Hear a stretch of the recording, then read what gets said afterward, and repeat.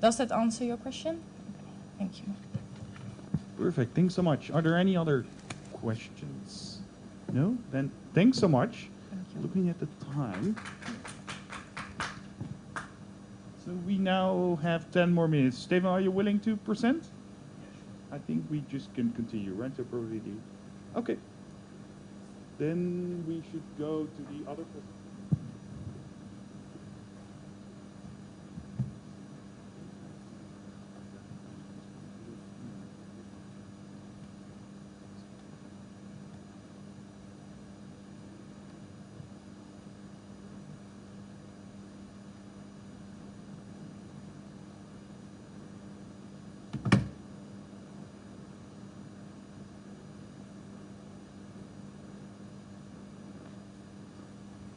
Floor is yours.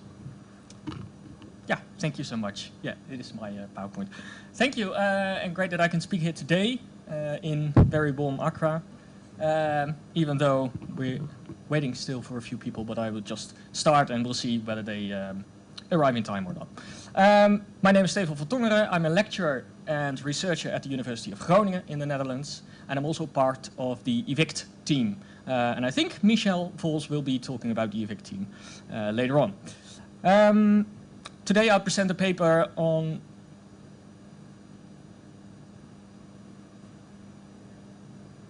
what's up? You can use the pointer, let's say. So it didn't work, so you need to assist. Yeah, if you could, thank you. Today I will present a paper on the research I'm conducting on ex-offenders and on ex-offenders' problematic search for housing, particularly viewing this from a public order perspective. So more or less in line with what else told you. If you can go to the next slide, please. Yeah, thank you. So these are the things I'd like to discuss today. First, I provide a short introduction of the study. I will say something about the difficulties ex-offenders face when they leave prison and have to return into the community. And today I will specifically focus on what is called social unrest. So basically resulting from the concerns or the fears citizens may have when they are confronted with an ex-offender living next to them. And I will show you in a minute how I researched this phenomenon using the Netherlands as a case study. If we can go one slide back. It's not that there's much on this slide, but yeah, thank you. Next, I will present some of the study's results. I will describe the scope and the nature of social unrest as it happens in the Netherlands. And I will answer the question how local authorities in the Netherlands aim to, let's say, allay the threat of social unrest when trying to house this ex-offender. So if you can go to the next slide now. Thank you. First, let me start with this. The right to have access to housing. So everyone has a right to have access to housing. It's a fundamental right, meaning that it belongs to all, regardless of background or whatever. So this includes those of us who have been sentenced to time in prison and who ultimately have to return into society. Now, their right to have access to stable housing may conflict with other people's right, especially their, let's say, their right to safety and their right to quiet enjoyment of their home. And this tension between these opposing rights and interests may lead to public order disturbances in the area to which the ex-offender returns to, as we will see in a minute. If you can go, thank you. First, let us look at the importance of housing for returning ex-offenders. So for ex-offenders trying to, again, become, let's say, a full member of society, it is essential to have stable and affordable housing. Not only does a home provide shelter against external threats, so basically the thunderstorm above, but it also facilitates social inclusion. It allows you to have a family life. It helps coping with addiction, with debts, employment, etc. Well, not coping with employment, but... so it has therefore been characterized as the linchpin that holds the whole reintegration process together. So that's the importance of housing. If you can click one slide further, please.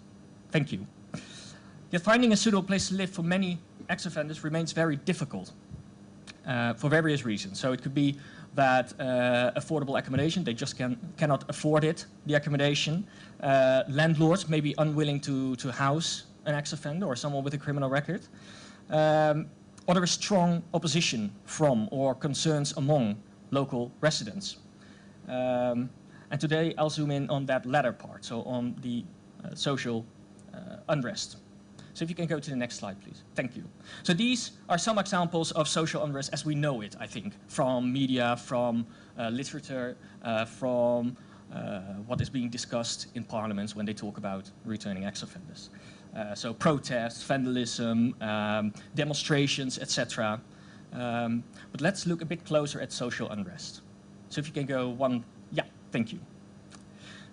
So how can we define social unrest? Well, basically as follows. So the reaction of the population characterized by negative emotions and feelings, such as fear, anger, dissatisfaction, sadness, disappointment, panic, disgust, and resignation or apathy. And the expressions of these emotions and feelings may or may not be observable. So that's an interesting thing. So it may manifest itself in a quite obvious way, as we saw just now, with demonstrations, etc.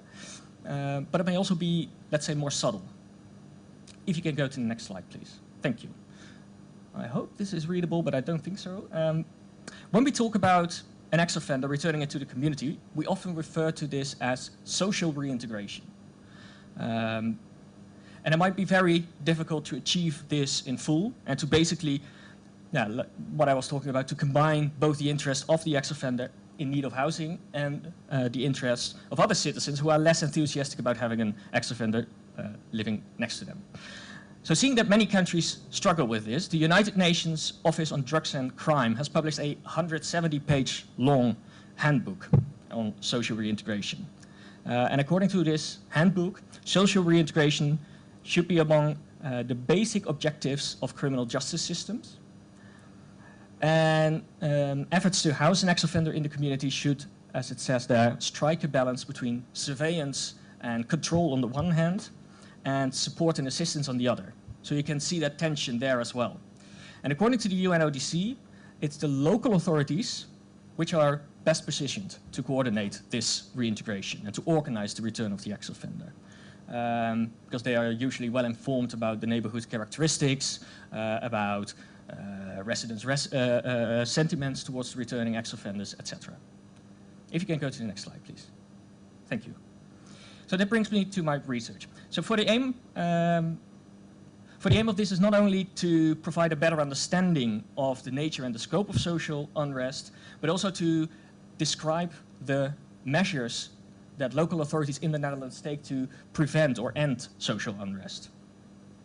And in my paper, I also analyze, as you can see at the third bullet point, I also analyze and evaluate how local authorities and their partner organizations work together to achieve this, but that's too much for this short presentation. So I will have to refer you to my paper.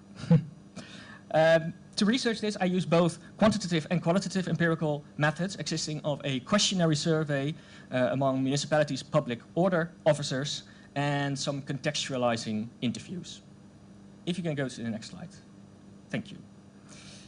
Now, social unrest following the return of an ex-offender appears to be mostly an urban problem.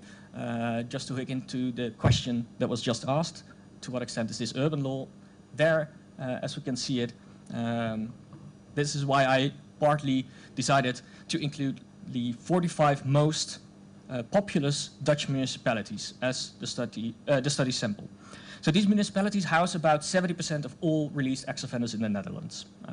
So for your reference, because we have 306 municipalities besides those 45, those each only account for 0.6% of returning ex-offenders. So we have the majority caught within these 45 big cities. So the response rate was just on the slide was 82%, so it's pretty high. Now, let's go to the study's result, as you can see here. Respondents were first asked questions about the occurrence and nature of social unrest resulting from the return of an ex-offender to their community. And first they were asked whether any such social unrest took place between the period of 2015 and 2020, so 5-year period. Now, about 70% of the respondents indicated that there had been at least one case of social unrest over those 5 years. And 25% of the respondents had not experienced any social unrest. So does that mean that 70% of these municipalities in the last 5 years have some like some occurrences had to deal with protests, manifestations, demonstrations, etc. If we can go to the next slide. Yeah, thank you. No, that's not the case, because I asked the respondents who indicated that social unrest had happened in their municipality, in what way it manifested itself, and how often. Now, due to the time, I won't go through all the details, but the table here shows that the social unrest mostly came to light through neighbors notifying municipal officers, notifying the community police officer, etc. And we see also, but it's a bit small, that posts on social media were quite common. So people expressing themselves on social media, which happens with basically everything now in life, but also with this. But interestingly enough, it appears as if the return of the ex-offender relatively seldom led to immediate threats to the public order, such as we saw in the beginning of the presentation. So it's mostly concerned citizens who turn to the official channels or to social media to channel their disquiet. Could you go to the next slide? Thank you. Now, I was then curious whether the respondents would also be able to indicate what factors particularly triggered social unrest. And here we see that half of the respondents mentioned the ex-offender's specific criminal background as one reason for this. So I asked them, those respondents, to be even more specific, like what kind of criminal background would be leading up to the social unrest. And we see that in that small thingy that mostly it were sex offenses, which I think we could have expected, but also violent crime. So that's the second big slice. So those are also the two groups which in literature are mostly called controversial ex-offenders. If you can go to the next slide. Yeah, thank you. Now, moving on to the prevention of social unrest. So what type of measures or interventions did the local authorities in the Netherlands take over the 5-year period again to allay the threat of social unrest? Now, of the 35 respondents who answered this question, 27 indicated that they basically entered into a dialogue with the ex-offender. So, for instance, to discuss with him or her what would be the best way to deal with concerned neighbors, what would be most unwise to do. For instance, go about telling people that you spent 6 years in prison for murder, or go visit your victims. And 22 of the respondents reported that efforts had been made to relocate the ex-offender to a different neighborhood, to a different municipality even. So that was quite interesting because, of course, the next question would be, how was that achieved to relocate the ex-offender? Now, in the great majority of cases, if you can go to the next slide. Thank you.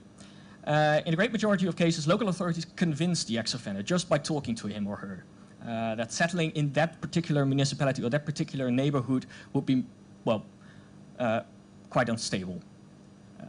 And that the ex-offender would then voluntarily leave. And 77% of the respondents indicated that they provided the ex-offender with alternative housing elsewhere. So that could be somewhere else in the municipality. It could also be that they, and I heard the interview say, use these terms, exchange ex-offenders. Now, 13 respondents indicated that more repressive measures were used. So that they had to force the ex-offender, actually force him or her to relocate. For instance, by means of an area ban, of which Els was just giving a presentation, but also by closing the offender's home. So here we see basically that local authorities in the Netherlands tend to prefer to use the more informal means to prevent a return from an ex-offender from causing social unrest. And this is also something that the interviewees indicated. That most local authorities would first try to convince the ex-offender, you know, on a very informal way. Maybe it's better if you don't come here but go to the next municipality. But if he or she would refuse, then in the end they might use their public order powers. I will come back to that later. If you can go to the next slide. Thank you.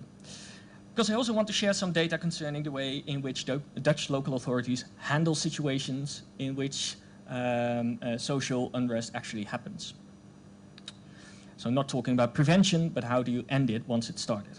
So again, over the 5-year period, how often did the questioned local authorities had to take measures in order to restore the public order? Now, of the 24 respondents, 13 indicated that they had to. 5 respondents answered that they did not need to intervene. Now, this might have a number of reasons. It could be that there was simply no social unrest to start with, so to respond to. It could also be that peace and quiet was restored on its own, on itself. So without the local authorities having the need or the urge to intervene. So basically, it solved itself. And in some cases, partner organizations, such as the Dutch Probation Service or housing associations, they already intervened and took away the social unrest. So if you can go to the next slide. And I promise this is the last table I will show you. So what measures did the local authorities take who did intervene? So those, what was it, 13, I guess, authorities who did intervene to end the social unrest. We see that here. Again, much informal dialogues, offering of alternative housing. 11 out of the 13 respondents indicated that local authorities aimed to convince the ex-offender to voluntarily leave the area and settle somewhere else. Most of the authorities provided him or her with actual alternative housing elsewhere so that it would be much easier for him to leave. Interestingly, 4 respondents mentioned that others than the ex-offender were being offered alternative housing. So that could be the concerned neighbors, that they were offered alternative housing, or that the victim was offered alternative housing. So that was also an option for some municipalities. Could you go to the next slide? Because then I sum up. Thank you.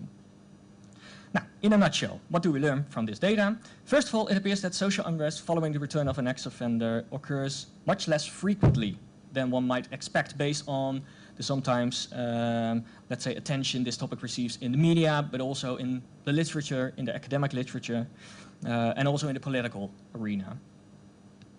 Also, we saw that social unrest mostly comprises of official notification of the local authorities and the police. Sometimes post on social media, but not what we saw in the beginning, like the demonstration and the protesting, violence or whatever. So of course it is important to note that this relatively low frequency does not say anything about the intensity, such as residents experience this, or the impact an ex-offender can have when he returns to a neighborhood. So the social unrest, we see that a lot in literature, especially with sex offenders, can echo in the community for years. But it is an interesting finding.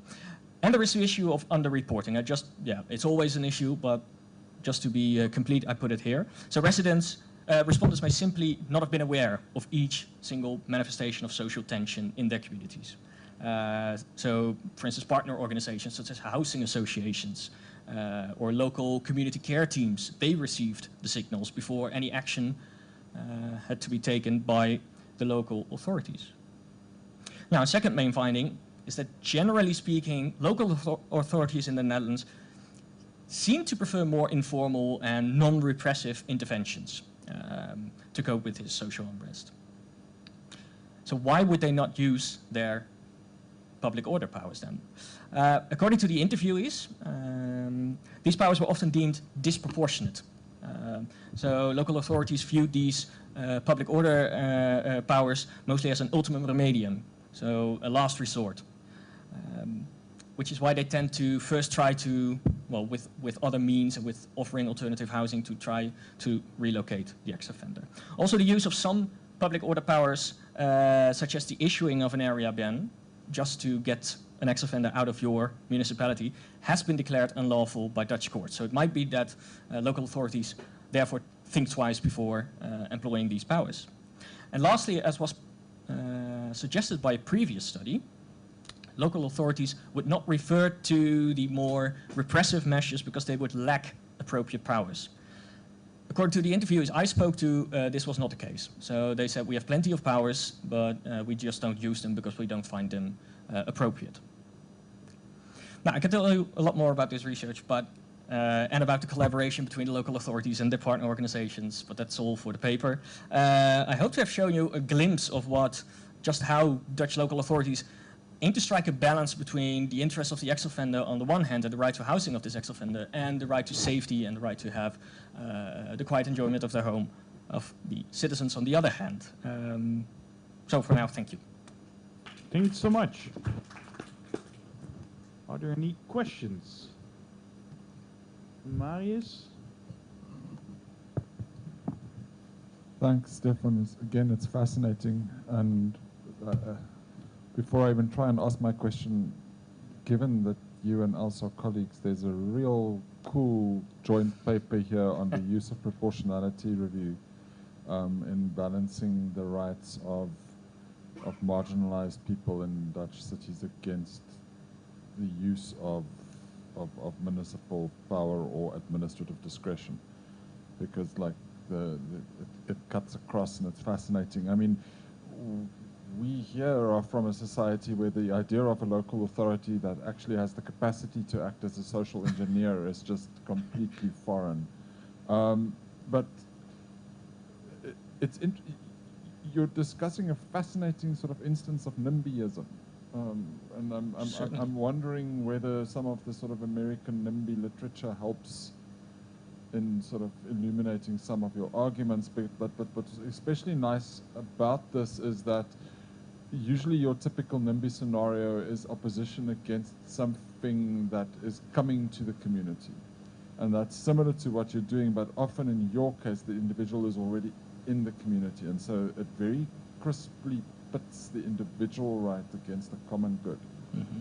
And so have you seen anything in the NIMBY literature, and are you finding any kind of legal challenge akin to what else has found, where on behalf of the ex-offender there's a challenge against a community's attempts to house him elsewhere, because there might be a very good reason why he's going back to the town.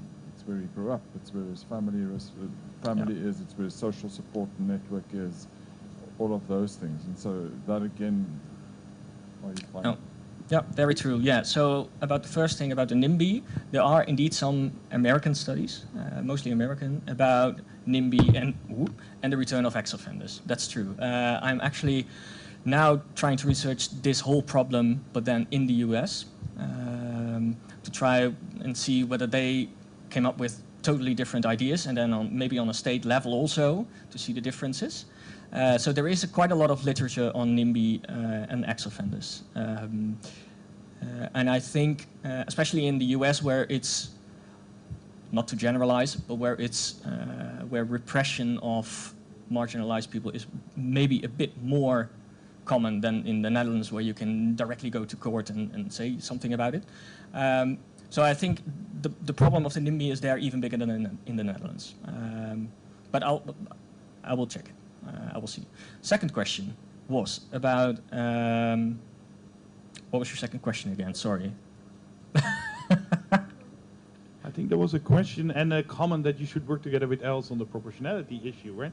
Because here there's actually a government that is able to be a social engineer, whereas in South Africa or any other country, that will be very hard because they don't have the... Wait a second. Sorry, there's clearly proportionality trade-offs taking place, but interestingly here it's the officials themselves making the proportionality assessment. Yeah. Yeah, and then, yeah, exactly. So they make the proportionality assessment before they actually use a legal power, for instance, the public order power, yeah. And once they do use the public order power, of course, the ex-offender can always go to court or whatever and then challenge it, and then, yeah, with the system Els explains. So first against the public authority and then, yeah, higher up, yeah. Thank you. And what's special is that it's not a delegated power, right? So it's an autonomous power in the Netherlands, where basically the mayor of Amsterdam can do completely different things than the mayor of Rotterdam. So it's also like a living experiment on social engineering. Yeah, which, so, yeah, sorry, if I can, which you also see in the interviews and in this stuff. If you have a very politically, for instance, political right wing municipal power, then you see much more like the NIMBY and the using of repressive powers or the public order powers to get the ex-offender away. And if you have a more left-wing municipal council, then you see quite the opposite. So you see that whole political thing also in these, well, these were only 45 municipalities, but let's say when we take all, what is it, 352 or something? Yeah. Any other questions? Oh, Anel. I'm wondering whether you saw any nuanced discrimination in the sense that the ex-offenders, in terms of original nationality, have you picked up anything of that kind? So it's not that the law is being used for ulterior purposes, you know. No. We don't want these people here, you know, that kind of approach. So No, I haven't found that. I also did a study before this study where I conducted, I think, about 30 interviews, also with people from housing associations who could actually turn people down, prospective renters. And I didn't come across that. Oh, that is no, not at all. encouraging. Yeah, Yeah, very So much so. And then, this is now wearing my academic hat, I'm curious about your research methodology and the system in the Netherlands. Do you need ethical clearance for this kind of research, and is it hard to get? I don't think it's hard to get, but it is a lot of work to get it. Yeah, it takes a lot of work filling out all the forms, of course, but no, you do have to, with every research that has a human subject, you have to get this ethical, go through the ethical mill, as we say in Dutch. Yeah, thank you. Okay, I see the other participants coming in. Welcome. We already started a bit, right? So not to waste our time. Thanks so much, Stefan, Thank for you. your interesting presentation. Now we will give the floor to the organizers again. But thanks so much for all your questions and your attendance. Right? Thank you. Oh, really? Okay, perfect. Just on time.